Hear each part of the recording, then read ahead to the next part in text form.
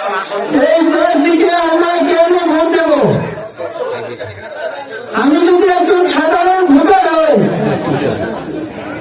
তাহলে আমার চিন্তা করতে হবে আমি যদি ভোট দেব তার কাছ থেকে কিছু নেব। আমরা ভোট দেব, আমাদের কিছু স্বার্থ থাকবে। আমাদের কি স্বার্থ? আমি ভোট দেব যাকে সে এলাকার উন্নয়ন করবে, আমি যাকে ভোট দেব সে সুশাসন প্রতিষ্ঠা করবে, আমি যাকে ভোট দেব সে সন্ত্রাস, চাঁদাবাজি, দখলবাজি বন্ধ করবে।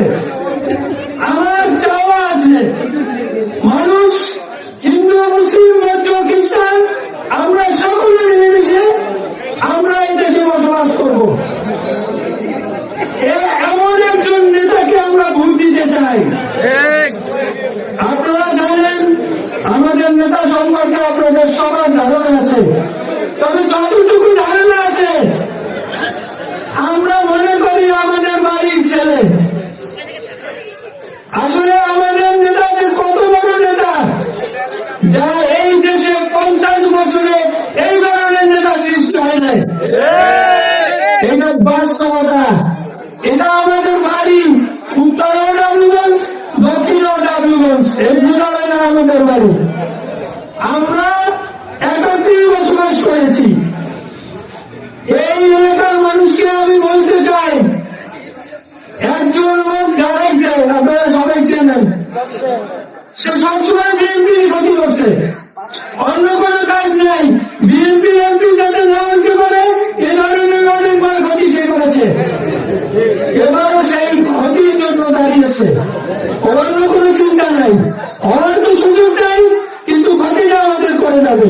এই ক্ষতির জন্য এই যে দাঁড়াইয়া এই বিএনপি করে সারা জীবন, বিএনপি থেকে 2 বার চেয়ারম্যান হয়েছে, আমরা তাকে দিয়েই যাব, আমাকে কিছু দেবে না। সে ভোট দেওয়া লাগবে তো, এখন যদি বিএনপিতে থাকে আমি সামনে ভোট দেওয়া লাগবে, ভোট সে দেবে না বিএনপিতে, বিএনপিতে নেবে। নিয়ে গেছে কই বাতাসে গেছে, নিজের বাড়িতে একজন পীর আছে, ওই পীর ছেড়ে দিতে নতুন পীর ধরছে। এই পীর সাহেব সকল ক্ষতির মূল এই কলাপাড়া, এই পটুয়াখালী চাইলে এটা আপনারা মাথায় ঢুকিয়ে রাখুন।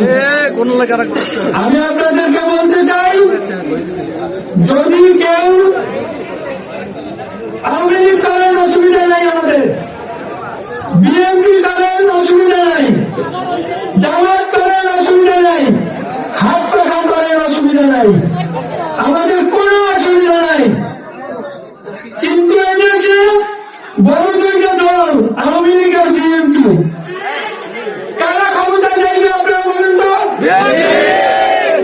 বিএনপি যদি ক্ষমতায় যায় আর বিএনপির সংসদ সদস্য যদি আমরা না পাঠাই, তা আমরা দেশের উন্নয়ন হবে? এই সুশাসন হবে? সন্ত্রাস বন্ধ হবে? হবে না। আপনারা জানেন আমরা এই যে আমাদের নেতা কলাপাড়া 5 তারিখের পর আওয়ামী লীগ, বিএনপি, জাতীয় পার্টি বাসে নাই। আওয়ামী লীগ বিপদগ্রস্ত ছিল, ওদের একটা ঘরের আলো দেয় নাই, ওদের একটা দোকানেও তারা দেয় নাই। সবাই আমরা যাতে শান্তিপূর্ণ থাকতে পারি, আমাদের নেতা এবিএম মোশাররফ হোসেনের নেতৃত্বে তার দিক নির্দেশনায় আমরা কলাপাড়াকে ভালো রাখার চেষ্টা করেছি। আমি যে কথা বলছিলাম, যে যে দল করেন, আমরা এই পটুয়াখালী চাইলে উন্নয়নের স্বার্থে বলা লাগবে না এবিএম মোশাররফ হোসেনের কোন কোন উন্নয়ন করা লাগবে, সকল ধারণা তার আছে। আপনারা যদি তাহলে এমপি হন, সেই মন্ত্রী হবে। আর আমাদের পটুয়াখালী 4 তো দূরের কথা, জেলাবাসীরাও বলে গেছে যে আমাদের জেলায় উন্নয়ন সে করবে। কত বড় নেতা আমাদের। সেজন্য আমি বলি, প্লিজ আমার অনুরোধটা রক্ষা করুন, সকল দল মিলে আগামী 12 তারিখ ধানের শীতে ভোট দিয়ে, বিপুল সংখ্যক ভোট দিয়ে তাকে জয়যুক্ত করুন। আর আমরা যদি ক্ষমতায় আসি ইনশাআল্লাহ উপরে আল্লাহর কোন গজব না থাকলে বিএনপি সরকার গঠন করবে এবং আমাদের নেতা এবিএম মোশাররফ হোসেন এমপি হবে। এমপি হয় এখন আমাদের শক্তি আছে, এর 10 গুণ শক্তি বৃদ্ধি পাবে। আমি কথা বলছি আপনাদের সকলে এবিএম মোশাররফ হোসেনকে ধানের শীষে ভোট দিয়ে জয়যুক্ত করবেন।